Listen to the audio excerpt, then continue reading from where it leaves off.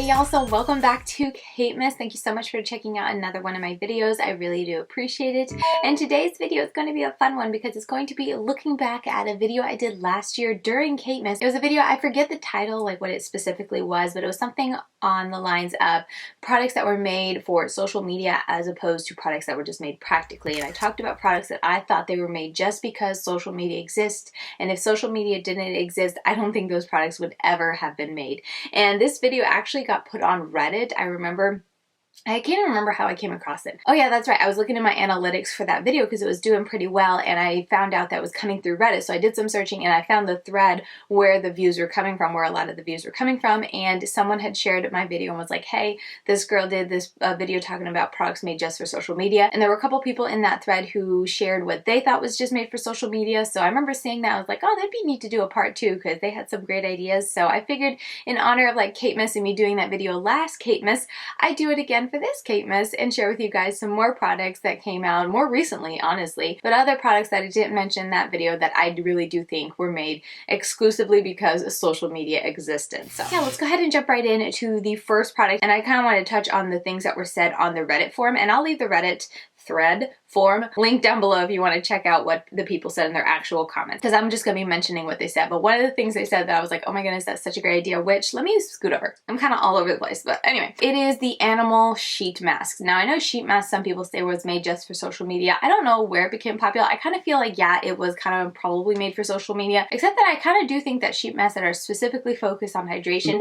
really are helpful for people who have dry skin to really make sure you're soaking in that. But at the same time, like, you could probably just use that with a liquid product. You don't need the sheet mask. So that's another thing. It's like 50-50. Sometimes I'm like, yeah, sheet masks are totally only here because social media exists, but the one the Reddit commenter was specifically talking about are the animal sheet masks. So I'm going to put that picture here, but I really do feel like this is just because social media existed. I could see it kind of being a thing a little bit like in a Dollar Tree store type of thing for people who want to do it with their kids, and the kids would have so much fun with the little animal sheet mask because it is cute. But for them to be so popular as they are now, I really do kind of agree with the original commenter in saying that, yeah, that's probably just because people are able to buy that mask, put it on, take a picture, and share it on social media, and it's really fun. It makes for, you know, fun little videos on YouTube and whatnot. So I do agree with the Redditor when they said that this mask, this product is probably only here because social media exists and people like to talk about unique and weird, quirky things.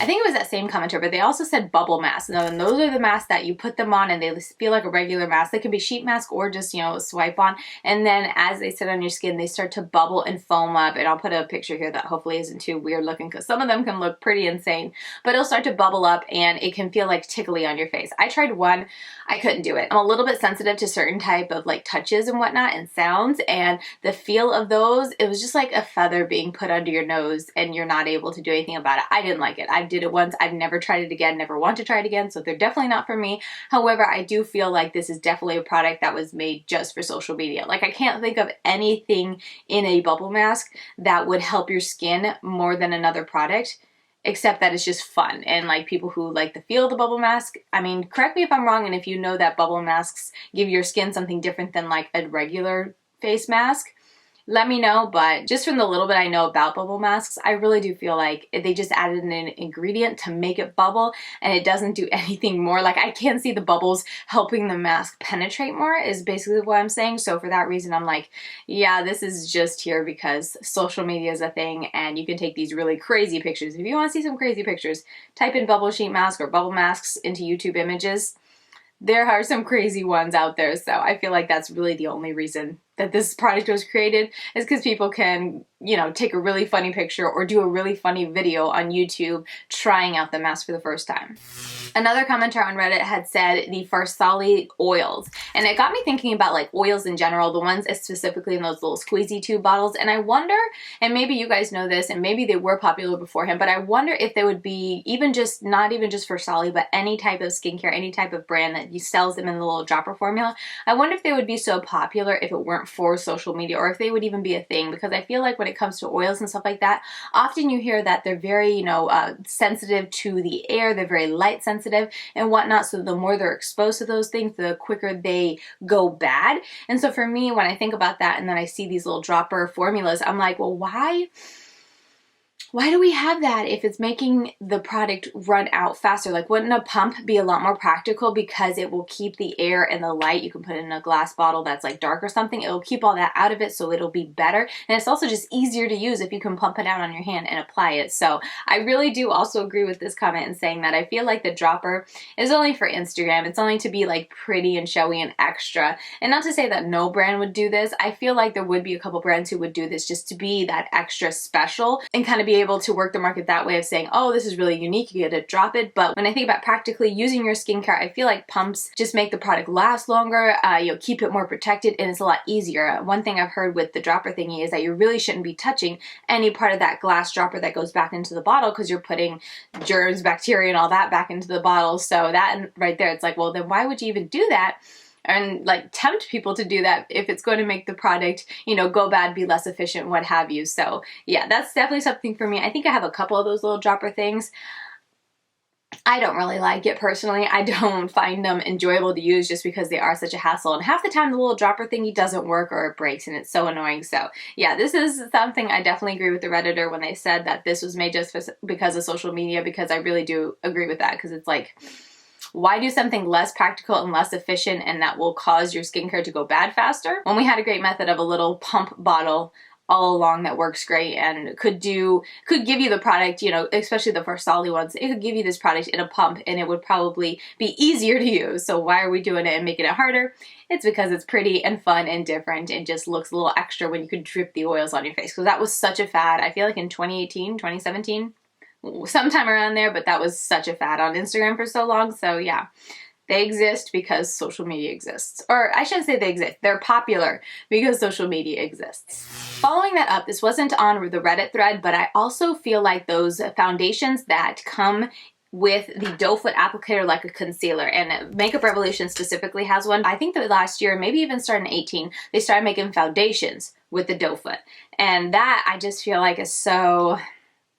I think I have one or two. I don't like them because, you know, sure you can slap it on your face, but I feel like it's just making the product go bad faster. And for concealer, I don't mind it too much because it's such a small tube. If it were to go bad, you can get a new product without breaking the bank too much. But then when it comes to foundation, those last so much longer. In my opinion, foundations last 10 times longer than concealers. Maybe I use too much concealer, I don't know, but I feel like that's the case. So for me to use this same method for a foundation, I don't like it. And also too, I just feel like you're going over more areas of your face. So I feel like it's a bit dirtier. Even though you do the same thing with concealer right here, you swipe it on and put it back in, but something about doing it across my whole face and then putting it back in is just kind of like, okay. But I feel like, you know, all those aside, those little nuances of whether I like it personally, all that aside, I really do believe that the only reason they put this packaging for foundation is because it was something new and different and it would get everyone on social media talking about it. And that's exactly what it did. I forget the first brand who did it, but the first brand who did it was like all over the place and people were like, oh my goodness, they have the foundation and it's in the same exact like Doe Foot Applicator, and the Doe Foot Applicator was huge and it was just something new and different for everyone to get talking about. So yeah, this was something I just thought of as I was thinking over the list and trying to think of other products that have come out that might be just because of social media. And I really do feel like the foundations packaged like a concealer, but just, you know, times 10 were because social media, and it would get people talking. Okay, next up, this is a very new release, but this is the Huda Beauty. I feel like Huda Beauty likes to do these kind of gimmicky products that will get people talking on social media. But anyway, it is her new Naughty palette, and not just the palette, like that's nothing, you know, just because of social media. However, the shade Slippery, 100% convinced that the only reason she put the shade in there is because she knew it would spread like wildfire on social media, and it absolutely did. Like when this palette came out, I saw very few people posting about this palette and talking about the color story or talking about, you know, the palette as a whole, their formula, whatnot. Everyone was posting this palette and talking about that shade, and then all of the videos that were coming out about it, everyone was highlighting like, oh my goodness, what is this? Oh my goodness, focusing on that, because when it comes to social media, if you have something unique and something different and something buzzworthy that's not just like, hey, it's a new palette, everyone wants to watch it, everyone wants to click on it. And so yeah, I feel like the reason she put this in was to sure try to be innovative, but at the same time knowing that just trying to be unique in some way would do really well on social media, and as a result her palette would do really well. I think that's why she put this in there. I saw a couple of people swatching it who got this palette, and it's like a eye topper gloss or something like that. It's really weird. It looks weird. As soon as people touch it, it looks terrible in my opinion. Everyone who I've seen use this and actually like start to play with it and use it, you look at the pan and it looks like it's almost gone. It's weird because it's like a clear gel with balls of color in it. So pointless. Like, why would you make putting your eyeshadow on your face harder because you have to like swirl these products together? I don't get it. So yeah, I really do feel like this is absolutely Huda Beauty. When she was making this palette, she put a really weird way of giving you an eyeshadow color in there because she knew people would buy it to try out that shade specifically. So yeah, I feel like if social media didn't exist and this was in the store, people would be calling over the, you know, store attendees or whatever to be like, hey, is something wrong with this palette? Like, why are there random balls that all look like it got squished and mushed? Why does it look so wrong in the pan? Because that's all everyone was saying, and I just feel like it just wouldn't do as well if it didn't have the buzz of social media and the buzz of YouTube for people to try it and be able to explain what it is and, you know, give it more press and more, you know, exposure that way. I just don't think it would do as well if it weren't for social media. And on the tails of that, I also want to say that I feel like those marbled eyeshadows are also, because of social media, this one's more borderline because I can see why, even if we didn't have social media, brands could still do this because it definitely does look very pretty. If you ever see a palette with a bunch of marbled shadows, it looks absolutely beautiful before you touch it. However, they annoy the heck out of me because it's like you don't know what shade of eyeshadow that is going to look when you swatch it or pick it up on your pan, and depending what kind of marbling they did, sometimes it's just like a marbling overspray, so when you start to use it, it's always the same color going forward. Usually a different color than what the marbling looks like, but at least you know after you buy the palette what color to expect. However, some marbling are like throughout, and therefore depending on where you grab it in the pan, if you don't like grab it evenly, if you grab too much on one side, you can get a different color, which I mean initially you might be like, oh cool, you can have a different color depending on the eye look you do. You can grab more of the lighter, more of the darker, you know, more mixing. However, I did this one time, but I used it and I didn't get the exact same amount, so my eyes, each of my eyes turned out a little bit different.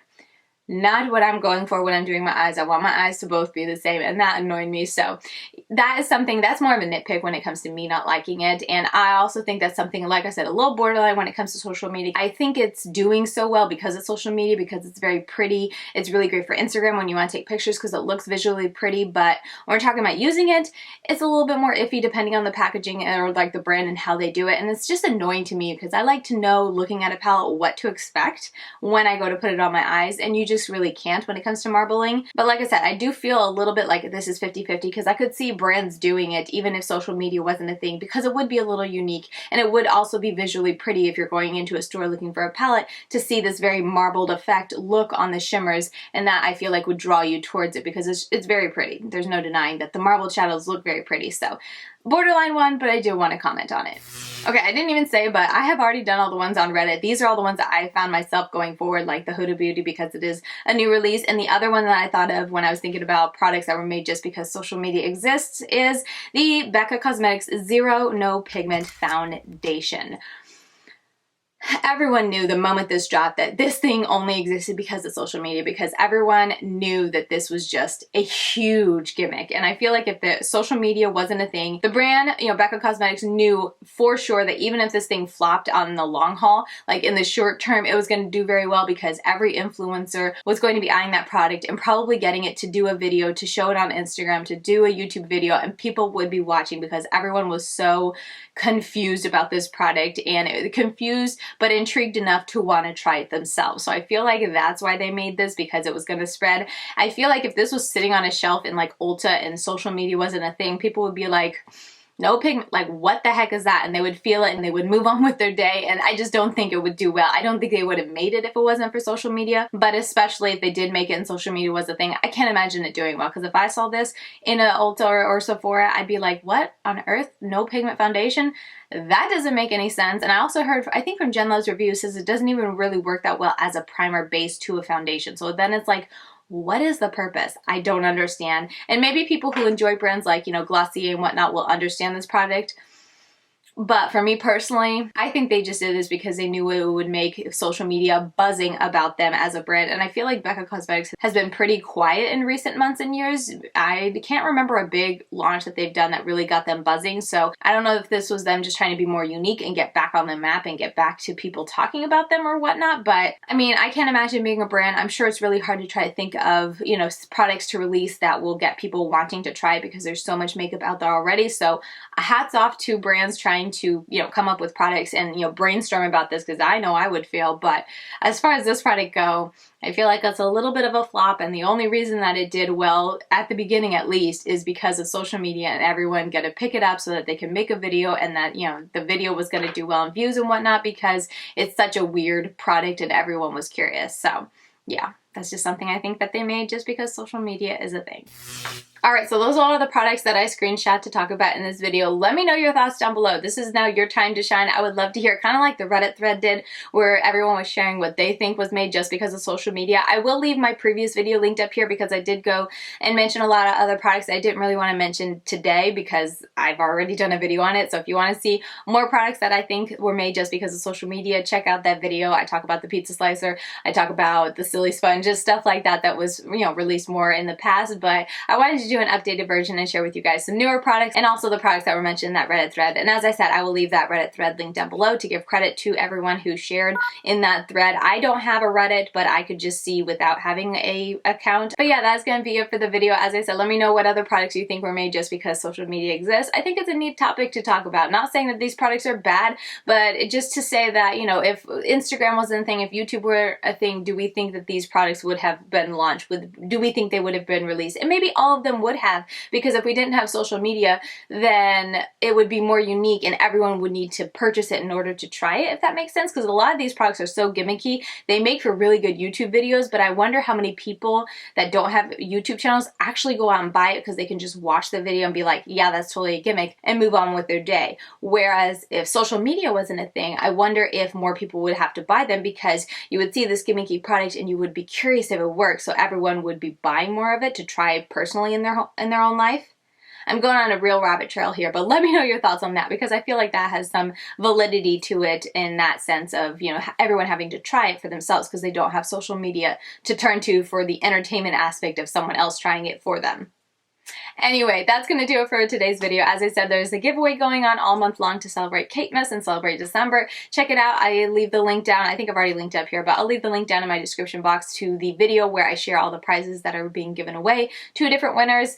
And yeah, that's going to do it for today's video. I'm really enjoying KateMas and I hope you are too. And if you are, please give this video a thumbs up on your way out as it helps me in the whole YouTube algorithm. And if you want to continue getting content from me other than on YouTube every day, I'm over on Instagram on LadyKatie92 and I share a lot of really fun type of content, fun videos, close-ups of my eye looks, whatnot, but I do it over there and hopefully I can keep doing it every day in December. It might be a little spotty because I'm uploading on YouTube every day, but usually I upload over on Instagram every day. But yeah, with all that said, I will see you very soon in tomorrow's video. Bye guys.